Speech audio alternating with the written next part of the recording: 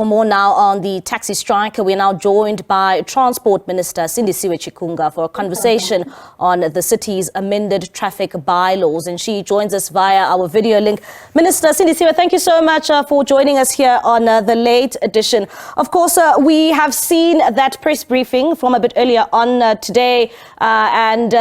This comes after that taxi violence that we've seen now for the past couple of days, which have led to a number of deaths in Cape Town. Perhaps let's start off, in your press briefing today, you said issues of the city of Cape Town is arrogant. Why did you specifically choose those words? Why are you saying that the city is arrogant? Because when there are challenges, definitely we'll expect that any government will want to find a solution as quickly as possible. And that will include negotiating. Sometimes you negotiate with the people that may necessarily not be your friend, but in order for yourself to find a solution, you will do that.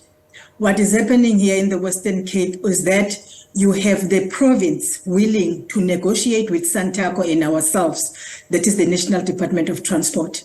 But after we have negotiated and probably come to a particular understanding, then we have got to send whatever to the city for them to look at that, and that will take forever. And that is not the spirit within which we think we should negotiate.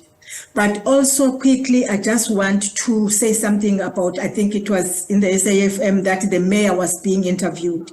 And he said in that interview, the city of Cape Town and the province of Cape Town are implementing the National Land Transport Act, which is a problem emanating from the operating licenses and the conditions thereof. Yes, and that's where I was coming, Minister. Yeah, that's where I was coming, because, yes. I mean, you are being accused here. The city of Cape Town says that these are national rules, and you are saying that these are the city's bylaws. One would say that there seems to be a bit of confusion here in terms of which rules are being used to impound these vehicles. Okay, sis.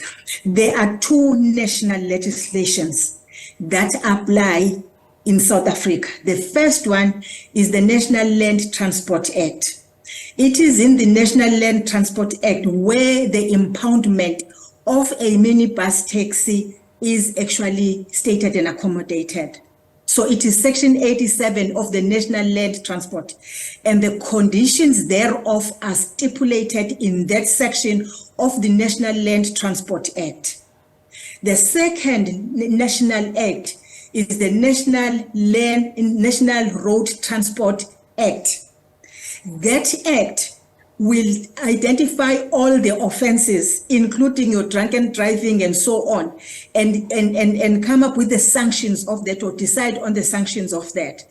And none in the National Road Traffic Act will qualify for impoundment of the vehicle. But here with me, I have an operating license issued in the Western Cape. Inside the conditions, because that is the area of impasse that is existing. Inside that, I just want to read verbatim. The conditions are that any violation of the National Road Traffic Act, it says herein referred to as NRTA, and associated regulations, that is NRTR, by the holder of this operating license, the driver of the specified vehicle, or any other employee of the holder in relation to the authorized service, constitute a violation of the terms of and conditions. It then says this may result in the impoundment, and the conditions of impoundment, they include failure to comply with instructions, which is in the National Road Traffic Act. Reckless and negligent driving, which is in the National Road Traffic Act. Driving whilst intoxicated, it is in the National Road Traffic Act. Why does it seem as if they then say Why does it seem as if you are all speaking over each other? And there seems to be nobody here willing to come to the same table and to find one another. Because, I mean, this taxi strike has affected so many people. So many commuters are left stranded. Children are, they can't go to school. Nurses can't go to, the hospitals. Why can't you all sit at the same table and find one another and find a solution for the people of Cape Town? I think that question should have been directed to the mayor of the city and the city, not the province, not the national. Because as I speak, I'm in Cape Town, and the province was willing to negotiate with Santaco, but the city doesn't want to negotiate with Santaco.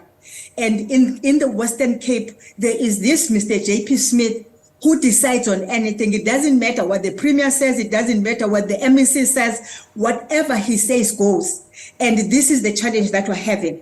And as a matter of fact, we're now looking at legal options that we have as the National Department, because rightfully so, we are the custodians of these two pieces of legislation.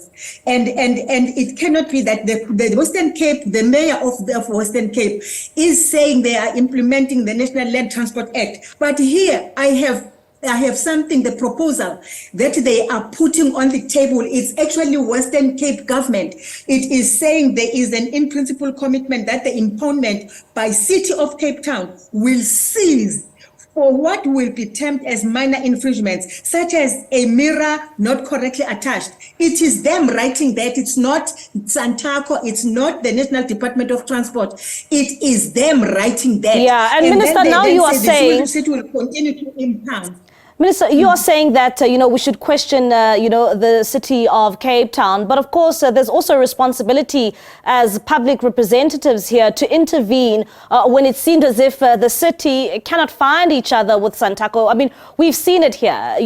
They had a meeting before with Santaco and they couldn't find one another.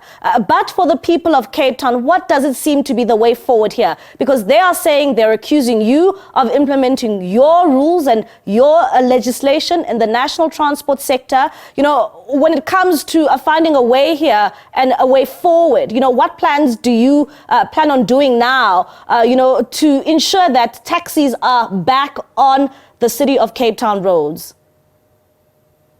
That is what I said during the day when I was interviewed, that if, of course, the City of Cape Town continue with this attitude, then, of course, we'll have to look at the options that we have as the National Department of Transport and as the custodians of the two pieces of legislation. That is exactly what we are here for. I am in Cape Town right now, so that if nothing happens, because the mayor said maybe tomorrow he will then want to come to the table for negotiations. If that doesn't happen, then of course we'll be forced to take action as the National Department of Transport. All right. But here, it is the city that is holding us at ransom.